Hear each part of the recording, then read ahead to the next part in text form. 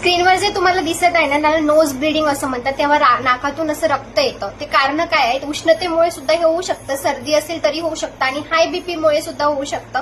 आणि सर्वात महत्वाचं आहे, जर समजा इंजुरी असेल तेव्हा सुद्धा हे होऊ शकतं. हे झाले कारण. आता काय करायचं, जेव्हा नोज ब्लिडिंग असेल तेव्हा काय करायचं, आपलं जे डोकं आहे ते मागे झुकवायचं नाही. मागे जर झुकवलं ते रक्त आहे ते घशामध्ये जाईल.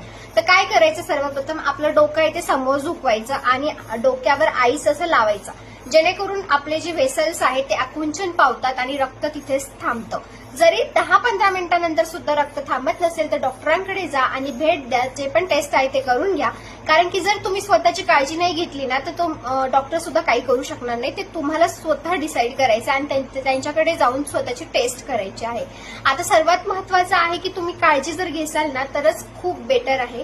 आता यामध्ये काय करायचंय, तुम्हाला आईस पॅक ही जवळ असणं खूप महत्वाचं. आता कधी कधी वाटतं की आईस पॅक नसेल तर ठीक आहे, शांत राहा, पण तुमचं डोकं मागे न टाकता समोर ठेवा. आणि अशाच हेल्थ टिप्ससाठी मेडलाईफ विथ डॉक्टर अश्विनीला फॉलो करायला विसरू नका.